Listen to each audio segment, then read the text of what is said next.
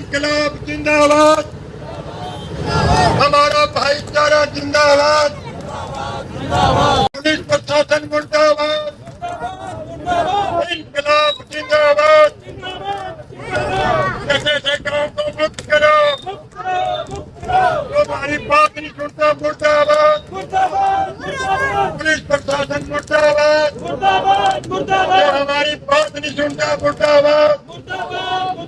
Ultimatum दिया है कि बुधवार तक ठेका बंद कर दे, अन्यथा इसके खिलाफ बड़ा कदम उठाया जाएगा। देखिए उसकी लाइन प्रदर्शन करते हुए के नारे लगाए। ठेकेदार मुर्दाबाद, ठेकेदार मुर्दाबाद, इनकलाब जिंदाबाद, प्रशासन मुर्दाबाद, नशे के काम चुकी है, नशे के रोकथाम लगाओ। 13 को फिर करते करते आज 26-27 तारीख हो गई, अभी तक नहीं लगे। आज सुबह सुबह जब उसको पता लगा भी गांव वाले आ रहे हैं तो वो आप इसको बंद करके चला गया। नहीं तो कल की वीडियो दिखा सकता हूँ, कल शाम की मैंने वीडियो बनवा ली, दिखा दे। वीडियो बनाई थी, ये चल रहा था कल और परसों, और इसको 50 बार कहने पर भी ठेकेदार ने बात नहीं। मेरी पंचायत भरी पंचायत में वो बोल के गया था भी मैं इसको बंद कर दूंगा, लेकिन वो अपने वादे पे खरा नहीं उतरा। तो क्या ग्रामीणों की तरफ से नशा बिकता कैसे है? सबसे बड़ा सवाल ये है। सबसे ज़्यादा नशा तो जो हमारे को तंग कर रहे हैं ना, वो छोटे छोटे 13-13 साल के मेडिकल नशा, ठीक है। उसके कई कानून भी आ जाते हैं, उस पर केस कम होता है। और जब वो बच्चे ले जाते हैं तो पुलिस वाले वो AC रूम में बैठा देते हैं। कम से कम चलो 15 घंटे 17 घंटे बैठाना, उसको किसी कमरे में बैठाओ, धमकाओ। मैं खुद थाने में जाके उससे बोला बेटा कितने जाने बेचते हैं, उसने 25 जाने का नाम बता दिया। और किसी SHO ने, थानेदार ने उसको ये नहीं पूछा भी भाई साहब कितने बेचते हैं, कैसे बेचते हैं। AC रूम में कुर्सियों पे बिठा के शाम को वापसी देते हैं। तो क्या मेडिकल नशा ज़्यादा प्रभावित है? बहुत ज़्यादा, जिससे हमारे 2 बच्चे की डेथ हुई। वो गोली पीस के इंजेक्शन लगा लेते हैं। एक हमारे चौधरियों का बच्चा और एक राजपूत बरादरी के नौजवान बच्चों का। अब 13-13 साल के बच्चे लगे, लेडीजें बेचने लग गई, हर गली में मिलने लग गए। अब हमें इतनी परेशानी है कि मोहल्ले वालों को गली से निकलना मुश्किल हो जाता है। जो नशे बेचते हैं उसके हमें भीड़ हो जाती है, और उसको बोलने पर वो कहता है मैं तो ऐसे ही बेचूंगा, पुलिस को बोल दो। तो सप्लाई कहाँ से होती है? सप्लाई वो पता नहीं कहाँ से लाते हैं, पूरे थैले के थैले लाते हैं, ऐसे नहीं 2-4 पत्ते लाते हैं, गट्टे भर भर के लाते हैं। और वो उसको बेच के कुछ तो कमाते हैं और कुछ आगे लगाते हैं। और नौजवानों को तो इन्वेस्टिगेट किया कि कहाँ से आ रहा है? हम तो SP को बता सकते थे, मैंने आपको दे दिया, SP को भेज दिया। SHO को बता सकते थे, उसको बता दिया। लेकिन 1-1.5 महीने मैंने चक्कर लगा के थका, कोई कार्रवाई ना हुई तो जो फिर मेरे गांव वाले खड़े हुए। आज तो हमने छोटा सा बिल्कुल कानून के दायरे में रख के आंदोलन किया है। अगर अब भी हमारी सुनवाई ना हुई तो हम पूरे ग्रामवासी फूलकान, एजिया, सिकंदरपुर, कई गाँव इकट्ठे होकर GT रोड रोकने का कोशिश करेंगे। बड़ा आंदोलन करने का हमारा मन है अगर हमारी सुनवाई ना हुई तो। सरपंच साहब, बताया जा रहा है कि गांव के लोग बेचते हैं, क्या जो सरपंच है या गांव के वासी हैं उनका भी कोई बहिष्कार करेंगे, या उनके खिलाफ भी जो बेचते हैं उनके खिलाफ कार्रवाई की जाएगी? हमने एक ग्राम सभा में प्रस्ताव पास किया था कि जो भी नशे वाला, गोली वाला अगर पुलिस पकड़ के ले जाए तो उसकी जमानत नहीं ले, वो बिना जमानत के छोड़ देते हैं। ये शराब का ठेका कैसे खुला? जब शराब का ठेका एक था, वो ठेकेदार मनमानी से जोर लगा रहा था, मैं तो चलाऊंगा, पीछे करूंगा, आगे करूंगा, कर नहीं रहा। इसको भी 1 साल हो गए, 2023 से लगे हुए हैं, 2025 हो गए। भी एक ठेका चला लो, बिल्कुल जो गवर्नमेंट के रूल है हम उसको ये नहीं कहते, पर इतने ठेके ना खोलो ना भी हर गली नुक्कड़ पे आप ठेके खोल दोगे। एक ठेका बहुत है, एक चौथे मील पे बाजे का, एक अंगन परोटे, 2 ठेके तो ऑलरेडी है, तीसरा खोलने की क्या जरूरत है? सर क्या लगता नहीं आपको कि सरकार की या पुलिस की किसी की मिली भगत से इनको बड़ी शय है जिसकी वजह से? ये तो स्पष्ट बात है जी, ये सरकार के बगैर कैसे चल सकते हैं सर? उनका पीछे हाथ रहता तो ये ठेके, ये गोलियां, ये सब कुछ नशा ही नहीं मिली भगत से चलता है। आप ठेकेदार तो मिलानी वीडियो के माध्यम से क्या अभी वो तुरंत जैसे आप इकट्ठे हुए तो उसी टाइम उसकी मैंने गाड़ी जाते हुए देखी, वो तुरंत ताला लगा के अब चला गया। तो क्या आने वाले समय में दोबारा खोलता है तो क्या पंचायत के द्वारा हमने बुधवार तक का उसको टाइम दे दिया, उसके बाद हम यहाँ दरी बिछा के पूरे गाँव वासी बैठे। मतलब बुधवार तक बोरी बिस्तर बांध के फरार हो जाएगा? हाँ जी, हाँ, बुधवार तक ये ठेका ले जाए और उसके बाद मैं ग्रामवासी मेरा साथ दें और यहाँ बैठे। भारी संख्या में प्रशासन बल और SDM साहब भी पहुंचे हैं, तो उन्होंने कोई आश्वासन दिया, कोई बातचीत? SP दफ्तर से मेरे को फ़ोन आया था बलवान सर का, कहता अभी 11 बजे आपके पास डिप्टी और DSP स्तर के अधिकारी पंचायत घर आओगे, आप इस आंदोलन को कम करो, रास्ता बंद ना करो, इसको छोटा रूप दो। उनके कहने पे हमने इसको बिल्कुल छोटा रूप दिया। किसानों को बोला भी आज कुछ नहीं करना, सिर्फ आप आधा घंटा बंद करके बिल्कुल प्रशासन को चेतावनी देते हुए हम अब यहाँ आंदोलन खत्म कर रहे हैं। और हमारे साथ अगर बात से ये संतुष्ट होंगे तो ठीक है, नहीं तो फिर हम दोबारा मतलब आज की प्रशासन को चेतावनी थी, आने वाले बस। समय में अगर कार्रवाई नहीं होती तो बड़े कदम फिर उठाए हम जाएंगे। बड़े आंदोलन करने एक हफ्ते का टाइम मंजूर है मेरे साथी नौजवान साथी ਆਪਾਂ ਪੰਚਾਇਤ ਕਰਕੇ ਇਕੱਠੇ ਹੋ ਕੇ ਵੱਡੀ ਗੱਲ ਨਹੀਂ, ਕਈ ਪਿੰਡ ਇਕੱਠੇ ਹੋ ਕੇ ਫਿਰ ਆਪਾਂ ਲਗਭਗ 2000 ਦੀ 4000 ਦੀ ਗਿਣਤੀ 'ਚ ਇਕੱਠੇ ਹੋ ਕੇ ਆਪਾਂ ਗ੍ਰਾਮੀਣ ਟਰੈਕਟਰ ਟਰਾਲੀਆਂ ਲੈ ਕੇ ਆਪਾਂ ਪਹਿਲਾਂ ਡੀਸੀਐਸਪੀ ਦਾ ਘਰਾਓ ਕਰਾਂਗੇ।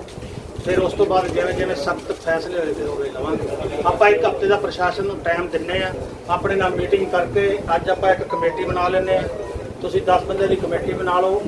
ਜੇ ਆਪਾਂ ਨੂੰ ਆਸ਼ਵਾਸਨ ਮਿਲ ਗਿਆ ਵੀ ਕਾਰਵਾਈ ਕਰਾਂਗੇ ਤੇ ਠੀਕ ਹੈ, ਨਾ ਹੋਇਆ ਤਾਂ ਆਪਾਂ ਆਪਣੀ ਇਹ ਜਿਹੜਾ ਅੰਦੋਲਨ ਦੀ ਜੰਗ ਜਾਰੀ ਹੈ ਇਹ ਰੱਖਾਂਗੇ ਜੀ ਸਰ। ਠੀਕ ਹੈ, ਮਨਜ਼ੂਰ ਹੈ ਭਾਈ ਸਾਹਿਬ? ਜੀ ਸਰ ਮਨਜ਼ੂਰ ਹੈ।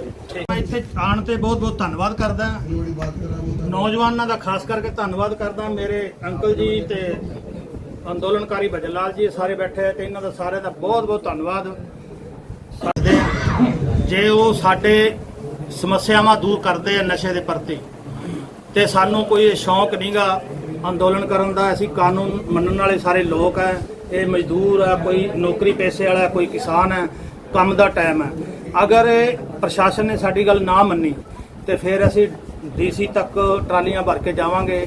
ਫਿਰ ਉਸ ਤੋਂ ਅੱਗੇ ਜਿਵੇਂ ਜਿਵੇਂ ਸਾਡੇ ਨੌਜਵਾਨ ਕਮੇਟੀ ਬਣਾਵਾਂਗੇ, ਜੇ ਉਹ ਫੈਸਲੇ ਸਖਤ ਲੈਣੇ ਚਾਹੇ ਅਸੀਂ ਜ਼ਰੂਰ ਲਵਾਂਗੇ ਪਿੰਡ ਨੂੰ ਨਸ਼ਿਆਂ ਤੋਂ ਬਚਾਉਣ। कैसे चढ़ पाएगी बात, कैसे चढ़ पाएगी बात आपको लगता है एक हफ्ते में? ਬਿਲਕੁਲ ਮੇਰੀ ਸਰ ਨਾਲ ਗੱਲ ਹੋਈ ਹੈ, ਐਸਪੀ ਦਫ਼ਤਰ ਚੋਂ ਫੋਨ ਆਇਆ। ਉਹ ਕਹਿੰਦੇ ਬਿਲਕੁਲ ਅਸੀਂ ਪਿੰਡ ਨਾਲ ਸਹਿਮਤ ਹਾਂ ਤੇ ਸਾਡਾ 1-2 ਦਿਨਾਂ ਦੇ ਵਿੱਚ ਤੁਹਾਨੂੰ ਮਿਲਾਂਗੇ, ਤੁਹਾਡੀ ਸਮੱਸਿਆ ਦਾ ਬਿਲਕੁਲ ਅਸੀਂ ਉਸ ਨੂੰ ਦੂਰ ਕਰਨ ਦੀ ਕੋਸ਼ਿਸ਼ ਕਰਾਂਗੇ।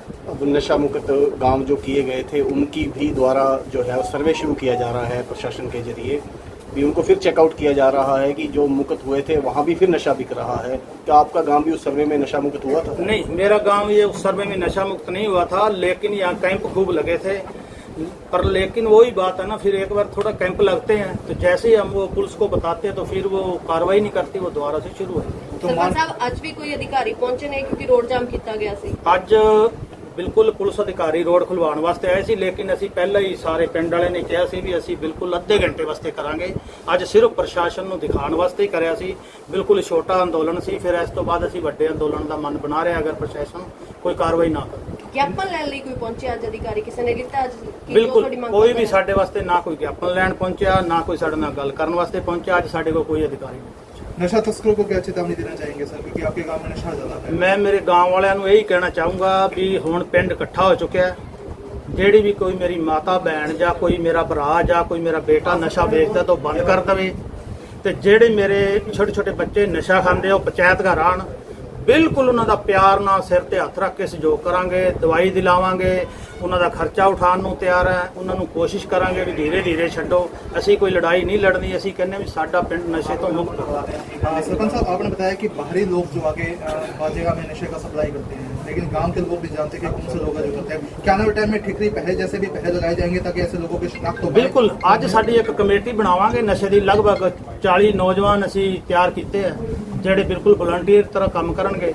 ਉਹ ਰਾਤ ਨੂੰ ਬਿਲਕੁਲ ਪਹਿਰੇ ਲਗਾਉਣਗੇ ਤੇ ਜਿਵੇਂ ਵੀ ਸਾਡੇ ਮੇਰੇ ਖਿਆਲ ਚ ਲਗਭਗ ਲੋਕਾਂ ਦਾ ਜਿਵੇਂ ਦੱਸਿਆ ਵੀ ਜਿਹੜਾ ਪੰਚਾਇਤੀ ਮੋਟਰ ਹੈ ਉੱਥੇ ਨਸ਼ਾ ਆਂਦਾ ਜਾਂ ਕਿਸੇ ਗਲੀ ਰਾਹੀਂ ਆਂਦਾ ਹੈ ਧਿਆਨ ਰੱਖਣਗੇ ਤੇ ਅਸੀਂ ਆਪਦੇ ਲੈਵਲ ਤੇ ਫਿਰ ਉਹਨਾਂ ਨੂੰ ਪਕੜਾਂਗੇ ਅਗਰ ਪੁਲਿਸ ਨਾ ਸਾਥ ਦੋ। नशा तस्करों का और जो नशा बेचते हैं, अगर उनके लिए कोई जानकारी आपको देना चाहे गांव से या कहीं से, तो वो कौन से नंबर पे संपर्क कर सकते हैं? ਬਿਲਕੁਲ ਮੇਰੇ ਪੰਚਾਇਤ ਘਰ ਆ ਕੇ ਦੇ ਸਕਦੇ ਆ। ਕਮੇਟੀ ਦਾ ਇੱਕ ਨੰਬਰ ਜਾਰੀ ਕਰਾਂਗੇ ਤੇ ਮੇਰਾ ਵੀ ਨੰਬਰ ਹੈਗਾ ਪੂਰੇ ਪਿੰਡ ਕੋਲੇ। ਬਿਲਕੁਲ ਮੈਨੂੰ ਫੋਨ ਕਰ ਸਕਦੇ ਆ। ਉਹਨਾਂ ਦਾ ਨੰਬਰ ਵੀ ਗੁਪਤ ਰੱਖਿਆ ਜਾਊਗਾ, ਉਹਨਾਂ ਦੀ ਜਾਣਕਾਰੀ ਵੀ ਗੁਪਤ ਰੱਖੀ ਜਾਊਗੀ।